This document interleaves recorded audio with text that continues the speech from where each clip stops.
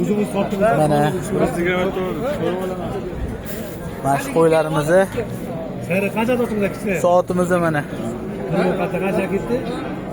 12.58 11.58 bo'pti. 3 million 20 ming so'mdan bo'pti mana shu qo'ylarimizni. 3 million 20 ming so'mdan. Ana ashuni bolalar xudo xolasa. Mana mashina. Ukalari. Ukalari. Qarashan, shular olishdi. Mana shu qo'ylarning ukalari ekan. Katta bo'lsa shunaqa bo'lar ekan. 400 ming qo'shing. Orqada yana boradi. Mana qolganlari.